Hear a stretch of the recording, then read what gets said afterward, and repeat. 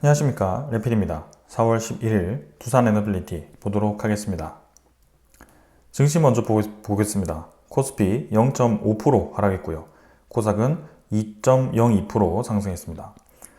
코스피는 지금 2430선까지 하락을 했고, 어제 이제 크게 반등 이후에 그래도 조정을 크게 주지 않고 진행을 했습니다.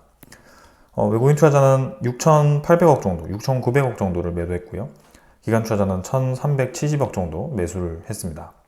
그래서 외국인 투자자는 여전히 코스피에서는 좀 부정적인 움직임을 보이고 있습니다. 코스닥은 2% 정도 올랐고 외국인 투자자, 기관 투자자가 260억, 120억 정도를 매수를 했습니다. 자, 코스피는 지금 큰 상승 이후에 좀 상승을 이어가지 않고 조금 저항을 맞았는데요. 아무래도 코스피만의 문제가 아니라 전체적인 시장의 문제입니다. 그래서 미국 중심으로 무역 전쟁에 대한 분위기가 어떻게 되는지에 따라서 지금 시장 분위기가 결정되기 때문에 코스피도 그러한 상황인 것 같습니다. 그래서 오늘 뭐 하락 상승 그게 중요한 게 아니라 전체적인 시장이 어떠한 방향으로 가는지가 중요한 것 같습니다. 워낙 급락을 했기 때문에 단기간에 반등을 했어도 사실 크게 지금 와닿지는 않는 모습이고요.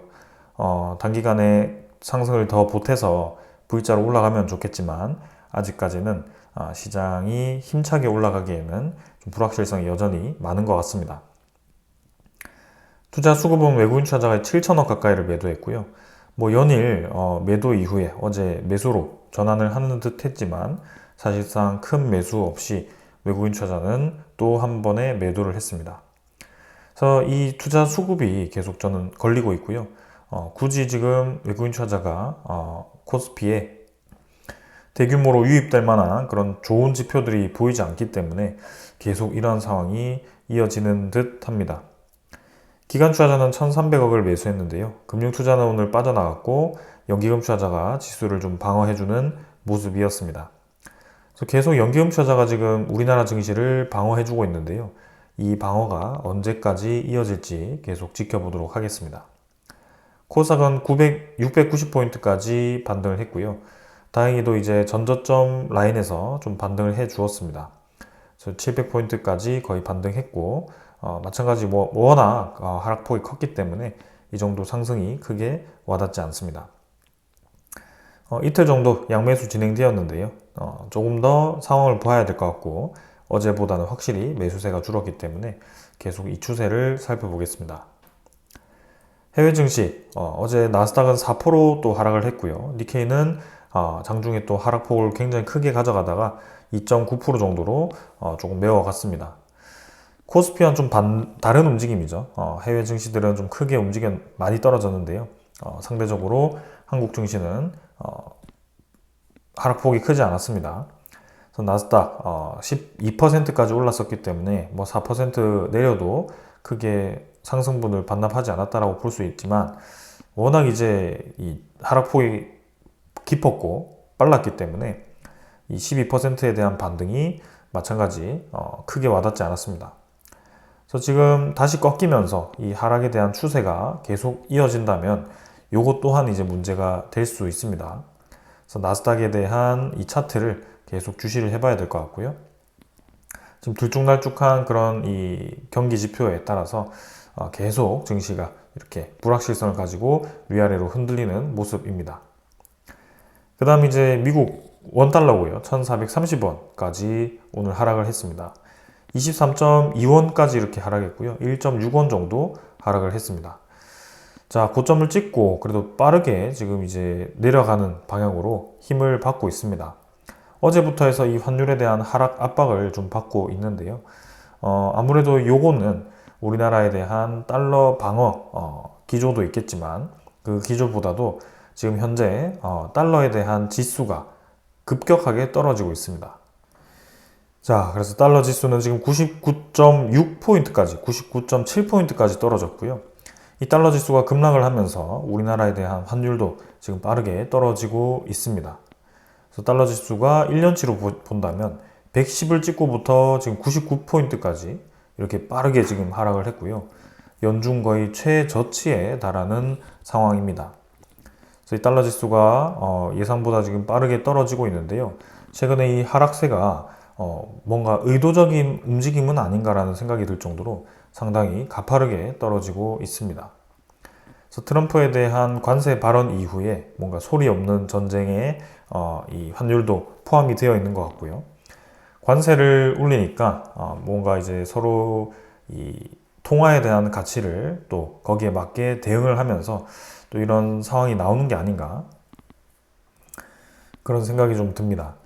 자, 아무튼 지금 우리나라의 고환율에 상당히 압박을 받고 있는 상황 속에 이렇게 달러 가치가 급격하게 떨어지는 것은 긍정적일 수 있겠지만 뭔가 완화되는 느낌이라기보단 어떤 급격한 이벤트에 의해서 어떤 급격한 인위적인 움직임에 의해서 하락하는 느낌이 좀 강하다라는 생각이고요. 저 하락에 대해서도 언제든지 다시 한번 튕겨서 올라올 수 있다라고 좀 생각이 들기 때문에 지금은 일단은 차분하게 좀 지켜보도록 하겠습니다. 자, 그래서 지금 가장 문제가 되는 것은 결국에는 미국과 중국의 힘겨루기입니다. 그 힘겨루기가 어떻게 되느냐에 따라서 증시가 지금 결정되고 있고, 특히 트럼프의 입에 의해서 어떤 날은 트럼프가 완화시켜주면 증시가 급등을 하고, 어떤 날은 또 트럼프가 시장을 압박하면서 급락을 하고, 이러한 상황이 계속 이어지고 있습니다. 그렇다 보니까 하루하루가 이 정신을 못 차리고 있는 그런 상황인데요. 그게 이제 어떻게 될지도 계속 우리가 따라가 봐야 되겠죠. 지수 선물은 그래도 지금 반등을 하고 있습니다. 1% 가까이 반등을 해주고 있습니다. 특히나 오늘 갑작스럽게 이제 중국이 또 미국에 대해서 보복 관세를 부과했습니다. 중국과 미국이 결국에는 중국이 미국의 관세 전쟁에 또 맞불을 놨죠. 미국산 수입품의 관세 125%를 부과하겠다라고 얘기를 했습니다. 미국은 또 중국에 대해서 전날에 145%로 지정이 되었다라고 얘기를 했고요. 그래서 서로 100% 이상의 관세를 주고받으면서 결국에는 극으로 달하고 있습니다. 자, 그래서 중국도 질세라 이제 11일부터 발표를 해서 이제 오는 12일부터 미국 수입품의 관세율을 종전 84%에서 125%로 상향시키겠다라고 얘기를 했습니다. 이렇게 계속 관세를 서로 높이는 상황인데요. 자, 이제 트럼프로 턴이 돌아갔습니다. 그래서 트럼프가 어떠한 선택을 하는지에 따라서 또 시장에 이 요동을, 시장에 또 요동을 칠 수 있고요. 여기에 대해서 좀 조심스럽게 봐야 되는 상황입니다. 자, 그러나 꼭 나쁜 소식만 있었던 건 아닙니다. 어제는 오히려 미국의 CPI 지표가 예상치보다 낮게 나왔습니다. 2.4%가 상승했거든요. 예상치를 밑돌면서 에너지 가격 하락과 연초 물가 상승 효과의 약화가 이 영향을 주었다라고 표현을 하였습니다. 그래서 지금 에너지 가격을 제외하고도 이제 근원 소비자 물가 지표도 2.8%가 상승했고요. 그 근원 지표가 3%로 예상되었는데 0.2% 낮게 나오면서 시장에서는 오히려 좋게 나왔습니다. 그럼에도 어제 나스닥이 좀 하락을 했는데요. 아무래도 이 시장에 대한 단기 급등이 좀 크게 나왔고, 그리고 이제 여전히 이런 소식들이, 불확실성들이 아직 도사리고 있기 때문에 거기에 대해서 시장이 하락을 했던 것 같습니다. 그리고 실업률도 지금 실업 수당 청구 건수도 신규 실업 수당 건수는 계속 낮게 나오고 있습니다. 다행히. 근데 이제 여전히 이 계속 실업 수당이 건수가 계속 낮아지지 않고 조금씩 저점을 높여가는 그런 추세이거든요. 이 부분도 우리가 주시를 해야 됩니다. 계속이라는 이유는 신규로 지금 직업을 얻지 못하고 실직한 사람들이 늘어나고 있다고 보시면 될 것 같고, 그 기간이 길어지는 사람이 많아지고 있다, 이렇게 볼 수가 있거든요. 그래서 미국의 경기가 좋지 않다라고 볼 수 있는 지표가 될 수 있기 때문에 그런 부분도 체크를 해야 됩니다. 자, 그래서 중국의 보복 관세에도 시장은 일단 덤덤하게 지수 선물은 반등을 하고 있습니다. 나스닥은. 그리고 유럽 증시도 마찬가지, 전체적으로는 뭐 보합 수준으로 약하게 좀 하락하고 있지만 보합 수준이고요. 원자재 가격은 지금 국제유가는 60달러까지 조금 회복했고, 천연가스는 1.7% 떨어지면서 3.5달러, 천연가스 가격이 좀 많이 떨어지고 있습니다. 자, 그러나 찝찝한 것은 이제 금값이거든요. 금값이 3,231달러로 또 급등을 합니다. 자, 금값이 이렇게 치솟는다라는 것은 뭔가 이제 시장에서 상당히 이 압박을 느끼고 있다는 뜻이거든요. 시장이 지금 비정상적으로 움직이고 있다라고 볼 수가 있습니다. 그래서 최근에 일주 동안 4월 9일부터 해서 상당히 가파르게 금값이 올라가는 것을 볼 수가 있습니다. 오히려 이 트럼프가 상호 관세를 부과한다라고 했을 때보다 상호 관세를 유예하겠다라고 발표한 뒤부터 계속 금값이 올라가고 있는 거고요. 여기 상당히 의아한 상황이죠. 근데 금값이 올라가면서 지금 어떤 상황이 생기고 있느냐? 외환, 특히 이 달러 지수가 계속 떨어지고 있습니다. 아까 금값은 4월 9일부터 올라가기 시작했고요. 근데 이 달러 지수를 보게 되면 지금 한 달치로, 일주치로 보았을 때 4월 9일부터 해서 쭉 떨어지기 시작합니다. 특히 어제 오늘 좀 많이 떨어졌고요. 그래서 달러 대신에 금을 선택하고 있는 것은 아닌가라는 그런 생각이 좀 들고 있고, 미국 입장에서는 이 금에 대한 가치가 높아져서 달러에 대한 패권을 위협하면 상당히 또 금이 좋지 않다라고 생각할 수 있거든요. 그래서 예전에도 그런 적이 있었습니다. 미국의 옛날에 달러 패권을 유지하려고 할 때 금이 이제 최대의 적이었는데 그때도 그렇게 금에 대한 거래를 중지했던 그런 적도 있고요. 지금도 약간 그런 달러와 금 간의 패권 경쟁이 일어나고 있습니다. 근데 그 금을 계속 많이 들고 있는, 많이 매수하고 많이 모아가고 있는 국가 중에 하나가 중국이고요. 중국의 최근에 이 미국과의 그 대립 관계가 이러한 지수로 나타나는 건 아닌가 그런 생각이 좀 듭니다. 자, 그럼 트럼프가 지금 과연 이 중국의 보복 관세를 받고 또 한 번의 보복 관세를 부과할 것인가를 생각을 해볼 수가 있겠습니다. 지금 미국의 10년물 국채금리가 4.39%, 거의 4.4%에 달하는 상황입니다. 트럼프가 딱 관세를 유예하기 시작한 게 이 국채금리가 치솟기 시작하면서 관세를 유예했습니다. 그렇다는 말은 뭐냐? 트럼프는 지금 이 국채금리에 정신을 집중하고 있다는 것이 딱 드러난 상황입니다. 어떻게 보면 중국 입장에서는 트럼프의 약점을 알아차렸다라고 볼 수가 있겠습니다. 그럼 어떻게 해야 되겠죠? 국채금리를 계속 높게 유지하게 된다면 트럼프는 계속 압박을 받을 것이고요. 관세에 대한 확전에 대해서 상당히 우려할 겁니다. 중국의 의도는 이런 국채금리를 상승하도록 만드는 게 아닐까 싶고, 그렇게 상승한다는 것은 미국의 채권 가격을 떨어뜨리는 겁니다. 매도를 하겠죠. 그런 방향으로 지금 진행이 될 수 있습니다. 그래서 미국 입장에서는 지금 이 국채금리가 계속 높게 나온다면 7월달, 8월달에 돌아오는 그 많은 부채에 대한 금리가 결국에는 높게 차환이 되면서 작년보다 더 많은 이자를 낼 수 있는, 그러니까 재정 적자가 계속 높아지는 방향으로 갈 수밖에 없을 겁니다. 그래서 이 상황이 과연 이제 끝이 어디일까라는 의문이 들고요. 여기에 대해서 분명히 지금 이 상업용 부동산에 대한 부채라든지 이 많은 전 세계에 있는 풀려있는 부채들이 상당히 위험하게 움직이고 있습니다. 트럼프가 이 트럼프 1기 때 이 관세 정책을 펼치면서 좀 재미를 받고, 거기에 대해서 이제 미국 증시도 쭉 올리고 좋은 방향으로 증시가 진행되면서 성장하는 것도 경험을 했습니다. 근데 그때와 지금은 완전히 다르다라는 것이 지금에서야 나타난 것이고요. 그 이유는 이렇게 시장 금리가 본인의 뜻대로 지금 움직이지 않는다. 지금 컨트롤을 할 수 없는 상황으로 간 것이고, 계속 국채금리가 높은 방향으로 간다면 결국에는 미국은 파산할 수밖에 없다. 이러한 상황이 될 겁니다.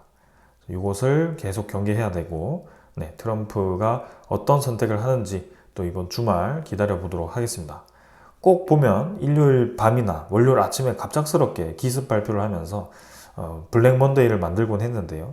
이번에는 어떤 발표를 할지 보겠습니다. 자, 그래서 오늘 이 정도로 시장 분위기 살펴보았고요. 계속해서 아직도 불확실성이 높습니다. 그래서 그런 것들을 주시를 해야 되고, 이제는 CPI 지표, 오늘 이제 PPI 지표가 발표되고, 다음 주부터 해서 서서히 이제 고용 지표라든지 아니면 미국의 GDP 예상, 이러한 지표들이 발표가 될 겁니다. 그래서 미국의 GDP는 당연히 꺾여서 나올 겁니다. 예상치가 훨씬 떨어져서 나올 수 있고요. 그때도 시장에 대한 둔화 시그널이 나올 수 있기 때문에 그것을 우리는 조심을 해야 되고, 최근에 이 금값에 대한 상승이 굉장히 비정상적으로 올라가고 있기 때문에 이 수치 자체가 지금 시장에 뭔가 문제가 있다라고 얘기를 하는 겁니다. 그래서 그것을 우리가 무시해서는 안 된다. 시장이 급락 이후에 잠깐 반등한다고 해서 유혹당해서는 안 된다라고 좀 말씀을 드리고 싶습니다. 자, 오늘 여기까지 하고 종목으로 넘어가겠습니다. 두산에너빌리티 보겠습니다. 오늘 1250원 상승해서 5.6% 상승했고요. 23,400원으로 마무리가 되었습니다. 자, 오늘 코스피에 대한 분위기는 썩 좋진 않았는데요. 두산에너빌리티를 포함해서 그 관련 종목들이 좀 힘을 받아서 올라가는 모습이었습니다. 그래서 다른 이 테마보다 훨씬 이제 강한 모습을 보여주었고요. 사실 이 원자력 테마 말고도 항공 테마라든지 방산 테마들, 항공 테마가 아니죠. 우주산업 테마라든지 그럼 방산 테마들이 좀 강하게 올라가는 모습을 볼 수가 있었습니다. 그러면 지금 여기서 딱 보았을 때 오늘 원자력이라든지 방산 테마에 긍정적인 호재 소식이 들려왔느냐? 그렇지 않습니다. 그렇다는 말은 결국에는 목요일 다음 금요일에 있어서 어떤 만기에 의한 매수였을 가능성이 크고, 어떤 호재가 나왔다고 한다면 사실상 이렇게 470만 주의 거래가 나오지가 않습니다.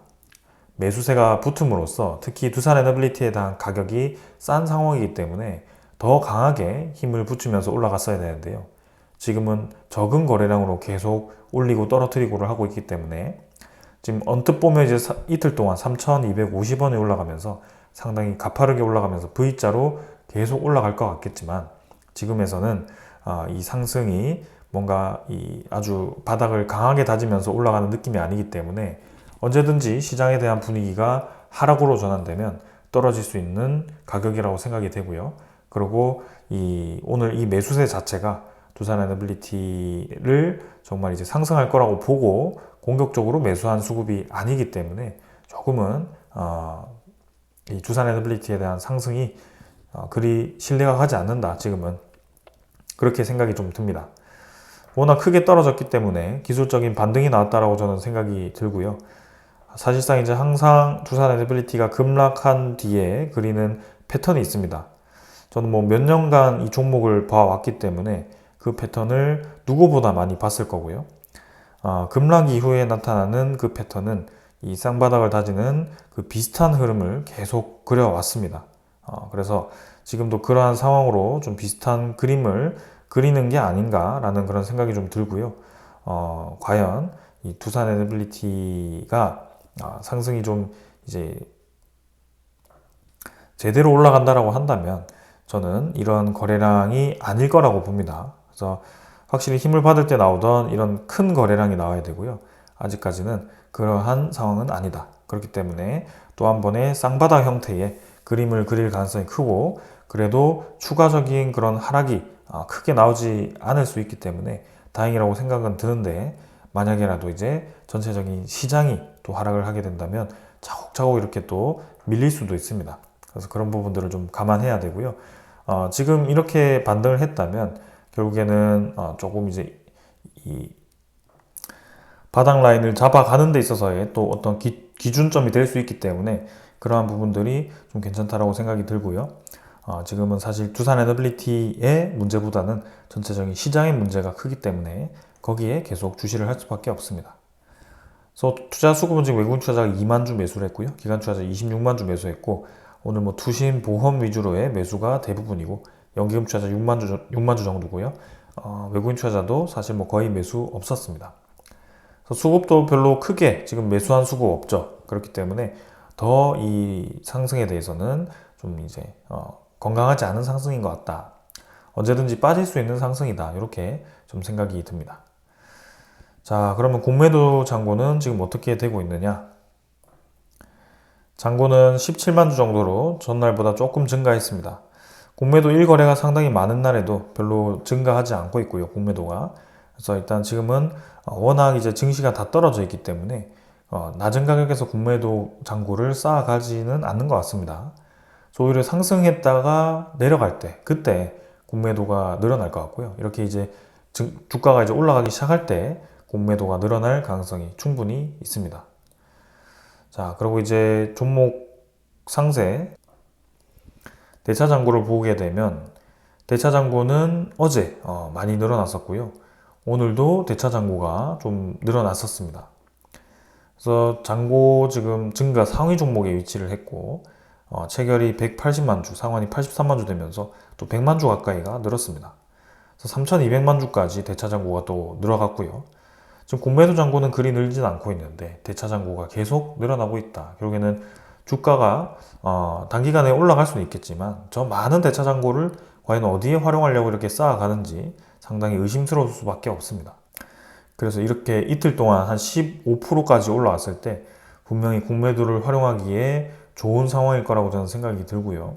여기에 대해서도 우리가 좀 주의를 해야 됩니다. 그래서 신규 진입에 있어서는 사실상 섣불리 지금 빠르게 급하게 들어가기보다는 천천히 좀 지켜보면서 지금 입장에서 사실 이틀 동안 15%나 올랐기 때문에 2만 원에 들어갔어야 된다 이렇게 생각이 들 수 있겠지만 결국엔 또 그거는 결과론적이기 때문에 향후 움직임에 대해서는 차분하게 지금 지켜볼 수밖에 없는 상황이다라고 생각이 됩니다. 오늘 거래원은 외국계에서는 JP모간이 매수, 모건스탠리가 매도했고요. 사실상 뭔가 이 수급상으로는 신한증권의 매도가 집중되었고 오히려 외국인 투자자에 대한 매수세도 강하지 않았는데 오늘따라 이렇게 주가가 올라간 이유가 무엇인가 라고 생각이 들 정도로 좀 의아하게 오늘 올라갔습니다. 어제 외국인 투자자도 88만 주를 매도했고요. 외국인 추정 물량도 오늘 나오진 않았는데 크게 매수는 없었을 것 같습니다. 23.96% 정도로 지분을 유지는 하고 있습니다. 자, 그래서 뭔가 찝찝한 상승이었지만 그래도 이틀 동안 반등을 좀 해서 주가에 대한 이 만회는 좀 했습니다. 그런데 여전히 이 시장은 아주 지수들이 이상하게 움직입니다. 금값은 급등을 하고 있고 미국의 채권금리도 떨어지지 않고 다시 올라가고 있고 그 다음에 미국의 갑자기 달러 지수가 급락을 하고 있고 이러한 지수들이 지금 굉장히 복잡하게 얽혀 있고요. 두산에너빌리티는 일개의 한국 기업입니다. 그래서 지금 한국 시장을 넘어서 전체 금융시장이 흔들리고 있기 때문에 사실상 지금의 이 흐름 자체가 기업성을 보고 움직인다라기보다는 전체적인 시장 분위기에 따라 그냥 와르르 무너졌다가 와르르 올라갔다가 이런 식으로 움직이고 있기 때문에 지금은 거기에 제가 집중해서 말씀드릴 수밖에 없습니다. 그래서 오늘 이 상승도 두산에너빌리티가 좋아서 올라갔다라기보단 시장에 대한 움직임, 시장에 대한 만기에 대한 움직임 이러한 것들일 가능성이 높다라고 보고 있고요. 단기간에 반등을 더 할 수는 있겠지만 지금은 결코 시장이 이전처럼 강하게 올라가기에는 불확실성이 너무 많고 아직도 좋은 분위기는 아니다라고 생각이 듭니다. 그렇기 때문에 조금 더 시간을 두고 이 상황에 대해서 우리가 차분하게 파악을 할 필요가 있다 이렇게 말씀을 드립니다. 자, 그 다음 이제 오늘 준비한 소식들을 전달 드리도록 하겠습니다. 자, 체코가 한수원과 2분기에 26조의 원전 계약을 서명하겠다. 24조였는데요. 지금 2조가 증가해서 지금 언급이 되기 시작합니다. 현지 재무장관이 이제 인터뷰에서 이 내용을 밝혔다라고 하고요. 이제 이미 결정된 계약이라고 밝혔다. 그래서 결국에는 계약은 100% 진행할 거라고 예상이 되고요. 이 시기가 이제 문제가 되는데 분명히 이제 얘기를 한 것 같습니다. 이번 분기 내에 체결되는 것은 확실하다. 그래서 지금 이제 4월 중순이고요. 4월 중순까지 아직 큰 소식이 없기 때문에 아마도 5월 달로 넘어가서 5월이나 6월 달에 계약을 할 것으로 예상이 됩니다. 그래서 2분기 내에 마무리될 건데 이게 우리나라의 대선 전에 계약을 할 건가 대선 이후에 계약을 할 건가 그렇게 좀 보여집니다. 아무래도 대선 이후라고 한다면 우리나라 대선이 6월 3일이기 때문에 이왕 5월 달에 할 거 새로운 대통령이 나와서 새로운 대통령과 계약을 하기를 원할 수도 있기 때문에 제 개인적인 생각으로는 6월 달로 계약을 미루지 않을까라는 생각이 좀 듭니다. 그래서 아직까지는 체코 원전에 대한 계약까지의 기간이 좀 많이 남았다라고 생각이 듭니다. 왜 이렇게 생각을 하냐면 이미 안덕근 산업부 장관이 서류상 작업은 다 끝났다라고 얘기했거든요. 근데도 지금 계약에 대한 이 결과가 2분기 내에 하겠다라고 애매하게 얘기를 하는 것은 시간을 좀 더 미루고 싶다라고 볼 수밖에 없습니다. 그래서 일단 긍정적인 것은 100% 계약하는 것은 사실인 것 같다. 그래서 두산 에너빌리티의 불확실성이 그래도 시간이 지나면서 그래도 계속 가중되는 게 아니라 여전히 100%의 계약에 대한 확신을 주는 그런 상황들이 만들어지고 있고, 그리고 계약에 대한 금액이 26조까지 조금 올라가면서 그래도 우리 이 체코 수주 입장에서 웨스팅하우스도 떼주고 현지화 비율도 높여가면서 우리나라가 손해를 좀 보는 거 아닌가 우려감이 좀 있었는데, 그래도 계약에 대한 규모가 계속 좀 커지고 있다. 그래서 긍정적으로 좀 생각을 할 수 있겠다라는 생각입니다. 그 다음은 베트남이 이제 본격적으로 원전에 대한 검토를 하고 있습니다. 이전부터 계속 이제 중국도 협력을 하고 프랑스도 협력하고 우리나라도 협력하고 계속 이 차기 에너지에 대해서 관심을 많이 갖고 있고요. 원전 도입이 이제 유력하기 때문에 베트남이 이제 과연 어떤 국가에게 이 원전 사업을 맡길 것인가 좀 촉각을 두고 있습니다. 우리나라와 중국이 상당히 이 계약 가능성이 높지 않을까라는 생각이 들고요. 특히 베트남 쪽에서는 우리나라의 두산 비나가 또 들어와 있기 때문에 두산 에너빌리티가 상당히 공을 들이고 있고요. 원전뿐만이 아니라 지금 이 복합 화력 발전과 그다음에 해상 풍력 사업도 확장을 노리고 있기 때문에 여러모로 베트남 시장은 우리에게 블루오션입니다. 그래서 원전에 대한 사업이 어떻게 되는지 한번 계속 주시를 해보겠습니다. 그 다음은 오클로와 이제 X에너지가 미국 국방부의 소형 원전 사업에 참여를 한다고 합니다.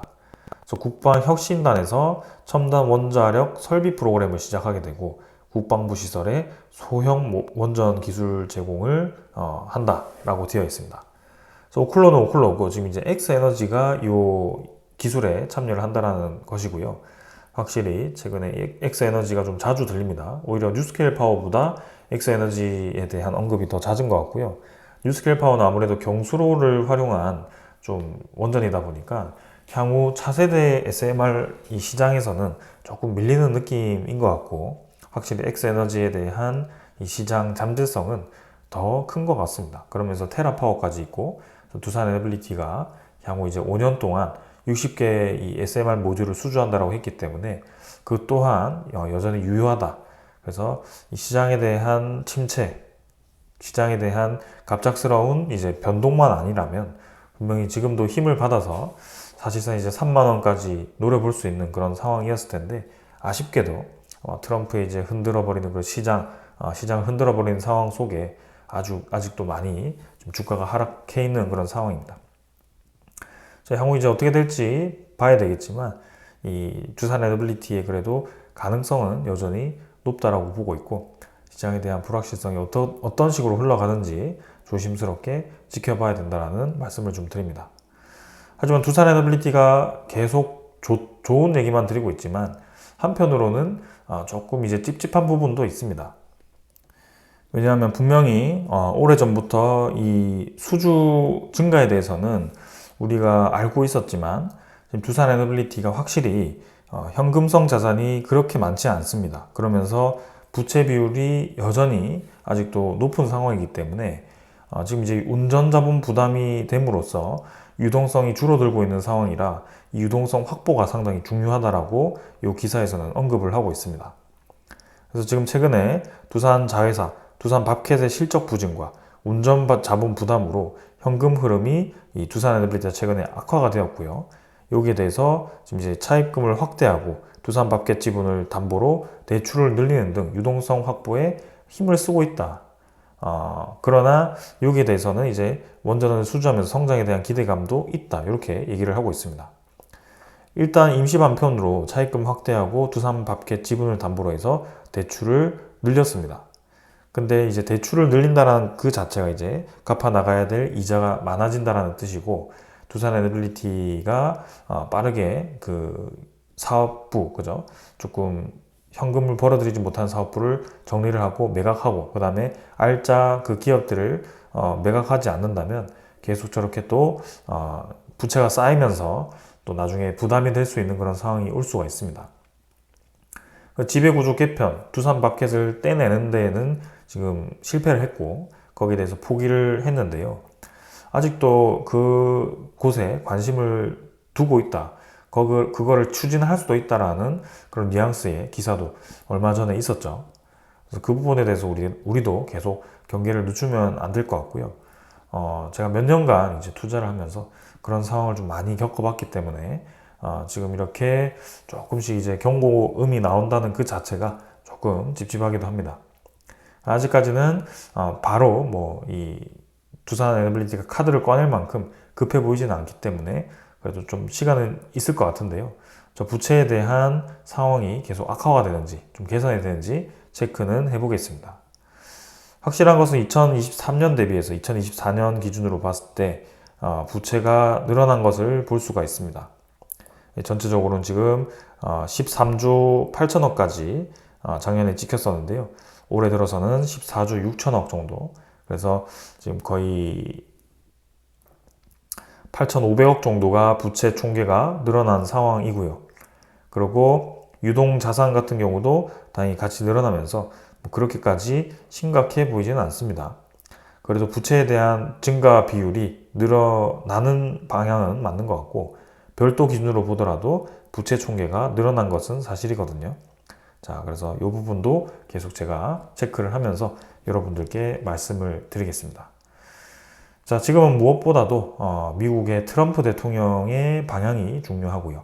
트럼프 대통령의 의도대로 지금 경제 지표가 흘러가지 않고 있습니다. 미국의 10년물 국채금리가 계속 상승 방향으로 압박을 받고 있는데요.